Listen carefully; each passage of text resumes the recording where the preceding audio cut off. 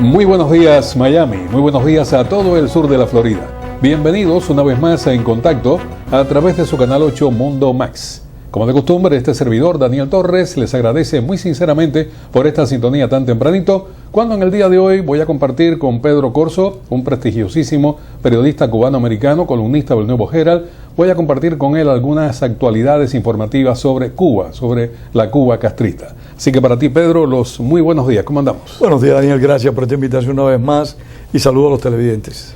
Bueno, estuve echando un vistazo, la manzana de Gómez. ¿Tú recuerdas la manzana de Gómez allá en la Cuba antes de Castro? Yo soy de Santa Clara, pero fui a La Habana, visité La Habana en numerosas ocasiones. Es más, en una ocasión estuve escondido en La Habana y recuerdo no muy claramente la manzana de Gómez, pero aunque no la recuerdo físicamente, sí la tengo en mi memoria permanente y constante. ¿Por qué? Porque fue de esos lugares simbólicos, de esos lugares de una ciudad que nunca se pierden en la memoria. Hablar de la manzana de Gómez era hablar de los buenos tiempos de Cuba, de los mejores tiempos de Cuba. A mí me encantaba ver a la manzana de Gómez, está a un lateral del Parque Central, sí, porque era una especie de laberinto cuando tú entrabas, veía tiendas por todos lados, tiendas de primerísima categoría. Yo recuerdo que mi padre compraba zapatos en una paletería que había que se llamaba Bulnes, y fue la primera vez que fui a la manzana de Gómez. Mi padre solo usaba zapatos Bulnes y cuando él cayó preso, que yo estuve varios años más en la calle, pues yo heredé sus zapatos Bulnes y estuve usando zapatos Bulnes hasta que caí preso yo. Bueno, excelentes zapatos, ¿eh? Excelente marca. Amadeo, Bulnes.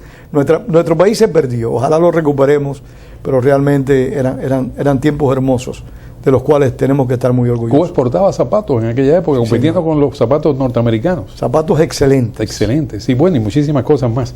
Pero en fin, volvemos a la manzana de Gómez. La manzana de Gómez se está remodelando, la van a convertir en un gran hotel. Hay una compañía francesa que está llevando a cabo la remodelación, y los franceses han decidido que los trabajadores de la construcción en Cuba son vagos, no tienen pericia, no están estimulados, y además de eso se roban los materiales de construcción. Y por lo tanto han contratado a 100 hindúes de la India, a quienes les están pagando algo así como 1.600 euros al mes. ¿Qué ocurre, Pedro? Que los franceses han llegado a la conclusión de que los trabajadores de la construcción en Cuba, que en la época antes de Castro llegaron a construir el edificio más alto que había en América Latina, que era el Hilton, y el Foxa, que construyeron el Foxa, que construyeron el Someyán, que participaron en la construcción del túnel de La Habana, que en su época fue un acontecimiento. Y que fue hecho por una compañía francesa también. Francesa, y utilizaron a trabajadores franceses, a cubanos. Ahora llegaron a la conclusión de que los cubanos no sirven, porque los cubanos, por supuesto, no les pagan ellos directamente. Ellos tendrían que pagarle al régimen cubano. El régimen cubano se queda con el 90% de ese dinero y le dan $24 mensuales a ese trabajador. Entonces, un trabajador de la construcción que cobra $24 al mes, por supuesto que se va a robar los materiales de construcción, por supuesto que va a majacear, para hablar en cubano antiguo, y no va a empeñarse en la obra. Ahora, si a ese propio constructor cubano tú le pagaras 1.600 euros al mes, estoy convencido que van a ser muy superiores, o al menos igual, a esta fuerza de trabajo india. Pero lo que me llama la atención es que Cuba ha aceptado este régimen de esclavitud. O sea, lo aceptó totalmente. Aceptó que le pusieran a 100 hindúes allí a trabajar y que hicieran el hotel los franceses y que dejaran a un lado la mano de obra. ¿Por qué motivo Cuba ha aceptado eso? Daniel, el gobierno de Raúl Castro, en su condición de heredero del tirano mayor, Fidel Castro, está tratando de hacer aquellos reajustes que le convengan a sus intereses más inmediatos. En ocasiones pueden faltar a los principios sobre los cuales la dictadura se sostiene. Pero lo que importa, ¿te recuerdas aquel viejo anuncio que existía aquí en Miami? Lo que importa es el cash. Sí, evidentemente para la dictadura lo que importa es el cash. Y es capaz de traicionar sus postulados políticos e ideológicos, de traicionar esa explotación que realizan los trabajadores cubanos por darle complacer a una empresa extranjera. Por eso es que apreciamos que en Cuba va una gran cantidad de empresas o un número de empresas que no son las más prestigiosas del mundo, que no son las más competitivas, que no son las más eficientes, simplemente van porque tienen una gran voracidad, tienen un gran interés en obtener grandes ganancias en el menor tiempo posible y con la menor inversión posible. Ese es para mí el punto grave por el cual el gobierno cubano es capaz de acceder a esto. Porque la otra pregunta que yo también me haría, ¿por qué trabajadores hindú? Porque son más baratos que 100 albañiles franceses. Claro, claro, el salario mínimo en Francia es muy superior a eso. Por supuesto, ¿qué es lo que están buscando entonces estas personas? La explotación del obrero. El más explotado, por supuesto, el cubano, en el cual, paradójicamente, el principal cómplice, el principal explotador es la dictadura. Y después, el segundo gran explotador sería esta corporación francesa. Ahora, se siente un precedente nefasto para el empleado. El nivel de desempleo en Cuba es supino. El nivel de desempleo es altísimo en estos momentos en la isla comunista, porque el Estado, que es el gran empleador, está en quiebra, sencillamente en quiebra económica. Y si se sienta este precedente, pues se le cierran las puertas al cubano de a pie para que pueda trabajar con corporaciones que vayan a invertir allí. Entonces, ¿dónde están los sindicatos que defienden a ese trabajador? Sindicatos. Sí, recuérdate que la CTC no ha dejado de ser desde el año 59 a la fecha un instrumento del gobierno, una pieza más en esa correa de transmisión del poder desde la época de David Salvador. Por cierto, en estos días estaba yo conversando con un dirigente sindical y él describía cómo Fidel Castro y Raúl Castro impuso la dirigencia de la CTC en noviembre del año 1959, que a partir de ese momento cesaron en Cuba las reivindicaciones laborales y se convirtieron simple y llanamente en parte del partido, en parte de los intereses del gobierno. Sí, el sindicato sencillamente es un apéndice del mismo régimen, tienes toda la razón. Y los sindicatos llamados independientes no tienen la fuerza. No tienen la fuerza, lamentablemente, hacen un gran esfuerzo, hacen una gran labor, pero no tienen la fuerza necesaria para lograr que el gobierno ceda. Porque el día que el gobierno cede un ápice, podemos decir que es el principio del fin de la dictadura. Bueno, el otro tema relacionado con Cuba, que me recordaba nuestro director técnico Oscar Suárez, era que todo parece indicar que el consulado cubano aquí en la Florida se va a instalar muy cerca de Tampa, se va a instalar en San Petersburgo. Y habría que preguntarse cómo es posible que donde la mayor comunidad cubana, la mayor colonia, por decirlo así, cubana, del exilio cubano, está radicada aquí en Miami, cómo es posible que el consulado se lo lleven hasta allá. Y la respuesta que yo le daba a él, que se la daba antes de comenzar este programa, también te la comento a ti. A mí me da la impresión que el headquarter de la inteligencia cubana, de la seguridad del Estado cubana, de los individuos que están trabajando para Cuba, están asentados en Tampa. Hay personajes allí de muy altísimo nivel en Cuba que ahora viven en Tampa, no viven en Miami, viven en Tampa. Y lo más cerca de Tampa es San Petersburgo, que parece que le ha dado la luz verde a que se instale allí el consulado. Hace muchos años, Daniel, que se viene planteando que aquellas personas que abandonan el gobierno cubano, pero que no rompen con él. Exacto. Y que en un momento determinado ocuparon posiciones importantes y que por determinadas razones deciden dejar la isla, se han asentado en esa zona del sur de la Florida. Y es penoso, porque no hay una ciudad en toda la Florida, por decirlo, en todos los Estados Unidos, más vinculado a la independencia de Cuba que Tampa. Tampa y Cayo Hueso fueron las ciudades de José Martí para hacer la guerra necesaria contra el colonialismo español. Y es penoso de que sea en Tampa o que sea en Cayo Hueso, es penoso en cualquier lugar, ¿no? Vamos a estar claros desde mi perspectiva, que Cuba tenga la posibilidad, la dictadura, no Cuba, de tener un consulado en Estados Unidos. Penoso también que tenga una embajada. Pero bueno, son realidades tangibles que no podemos rechazar. Pero que sea Tampa, que sea Cayo Hueso, el lugar donde va a operar mejor la inteligencia cubana, porque hay que tener presente que los servicios diplomáticos cubanos son dependencia de la seguridad del Estado, de la DGI, como se llama hoy, de la Dirección General de Inteligencia. Son eso, única y exclusivamente. No son tales diplomáticos. Cumplen doble labor, cumplen doble función, y por eso vemos que un número importante de diplomáticos cubanos, entre comillas, fueron expulsados de Estados Unidos por haber sido descubiertos en actividades de espionaje. Lo mismo ocurrió también y ha ocurrido en otros países del mundo. Y para redondear el tema, ya quiero finalizar el tema cubano con esto. Se han cumplido 10 años del régimen comunista sin tener a Fidel Castro al frente. Bueno, entre comillas esta expresión, porque estoy convencido que el octogenario dictador cubano sigue dictando la última palabra. El nonagenario, que acaba de cumplir 90 años, efectivamente, o los va a cumplir. Va a cumplir los próximos días. El día 13 de agosto, ¿no? Es cuando cumpliría los 90 años. Bueno, estoy convencido que él sigue dirigiendo el país, porque el hermano sencillamente es genuflexo a lo que le indica el hermano mayor. Siempre ha sido, Raúl Castro siempre ha sido un gran dependiente de Fidel Castro. Yo leí un libro hace varios años de José Pardollada, que contaba de que Raúl Castro y Fidel Castro iban a un programa de radio que él tenía y que Raúl Castro se sentaba en un banquito prácticamente a los pies de Fidel Castro para escuchar a Fidel Castro, y que lo hacía de una forma como si estuviera escuchando a un dios. O sea, Raúl Castro y Fidel Castro son una unidad dolorosa y lamentable para la nación cubana. Pero las necesidades de sobrevivencia de la dictadura ha llevado, entre otras cosas, a ciertos reajustes al régimen, pero no reajustes sustanciales. En estos días recientemente hemos tenido una veintena de cubanos en huelga de hambre. Todavía se mantiene en huelga de hambre Guillermo Fariñas, Premio Sájarov 2010. Vemos que en el país sigue el control de la información, una censura total y absoluta, el partido único. Vemos que no existe posibilidad de que una oposición pueda actuar de una manera efectiva.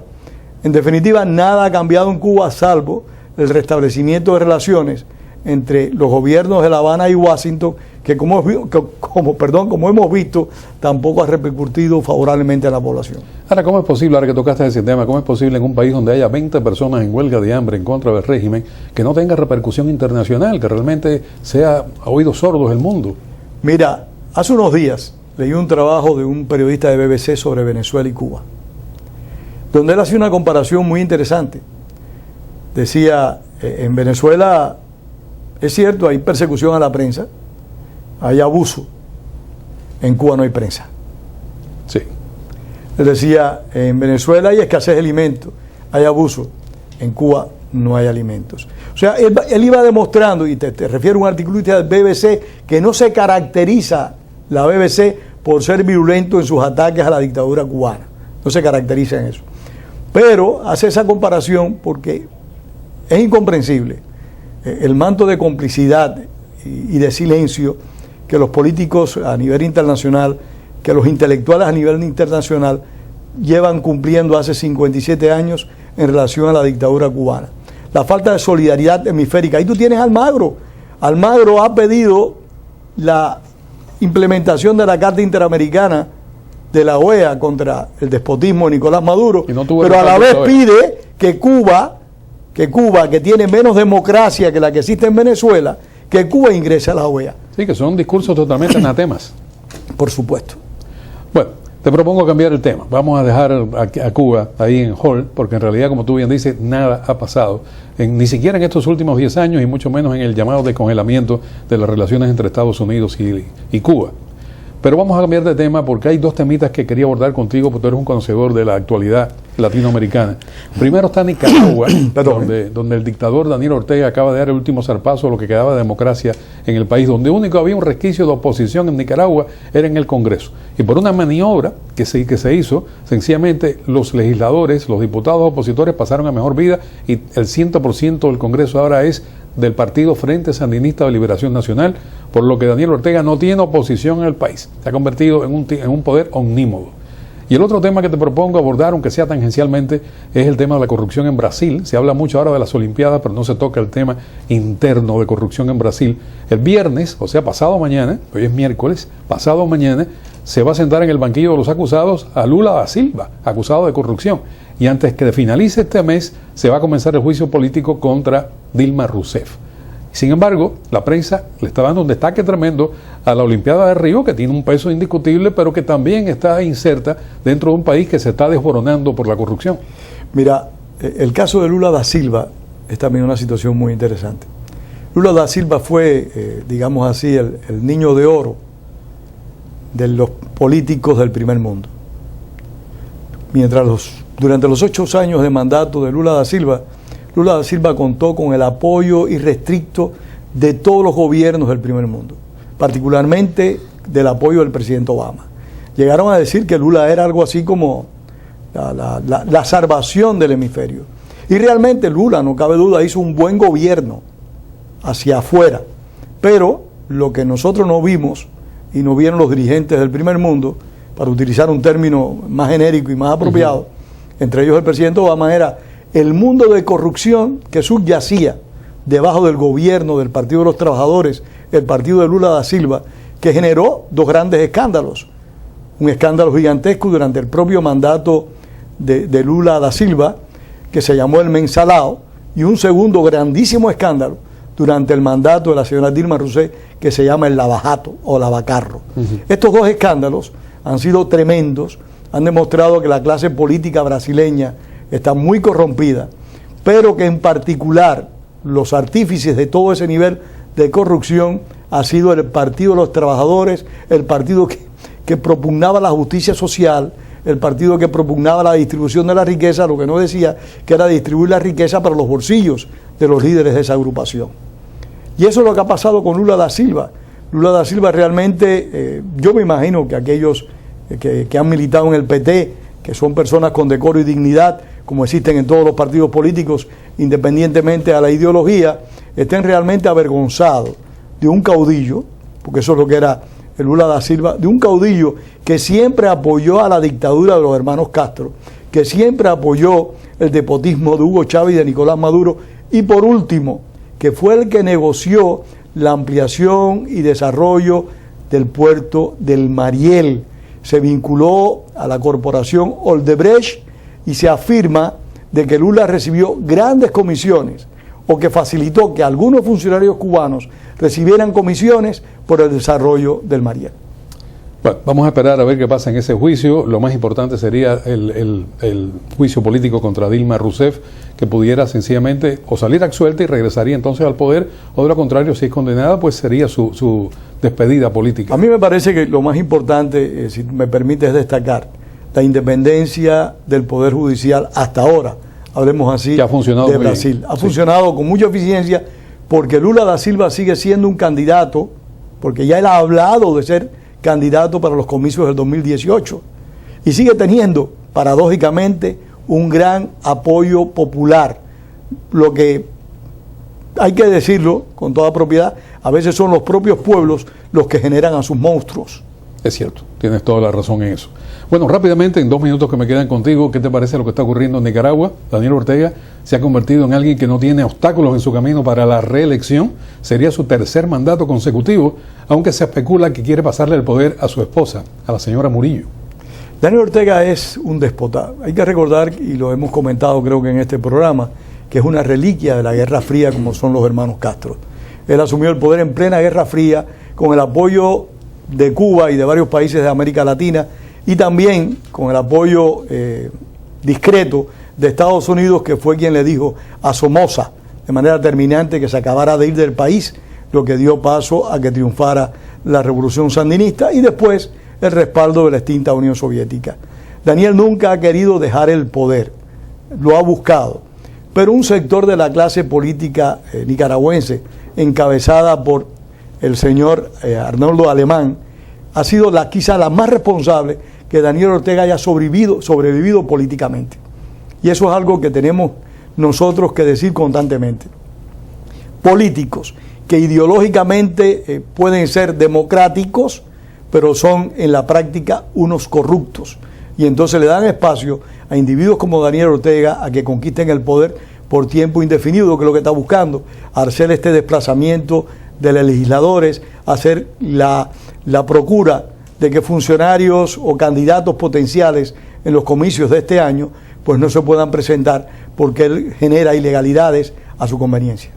Bueno, parece que la corrupción se ha convertido en una especie de epidemia en ciertos países latinoamericanos, porque igual que pasa en Brasil con la corrupción, este es otro momento también de corrupción, lo que está ocurriendo en Nicaragua. Bueno, lo que ha facilitado mucho el desarrollo y el control de Daniel Ortega han sido la gran cantidad de dinero que en su momento Hugo Chávez y que todavía Nicolás Maduro sigue entregándole a Nicaragua. En Nicaragua hay corporaciones que maneja la familia de Daniel Ortega. Los pobres también, volvemos a los pobres de la justicia social, son multimillonarios. Los hijos de Daniel Ortega controlan la mayor parte de los medios informativos de Nicaragua. Controlan una gran cantidad de empresas, entre ellas empresas que tienen que ver con el petróleo. Pedro, muchísimas gracias por acompañarnos en la mañana de hoy, como siempre enriqueciendo este programa, siempre gracias te lo digo, a ti, Daniel. Pero realmente lo demuestran. Incluso estos programas se cuelgan en Facebook y cada vez que cuelga un programa contigo tiene una enorme cantidad de entradas. A propósito, amigos, si usted quiere ver nuevamente los segmentos políticos de este programa en contacto, usted solamente tiene que entrar en YouTube, pone Daniel Torres Miami, va a tener que soportar la foto mía que está allí, la poncha y ahí aparecen todos los programas.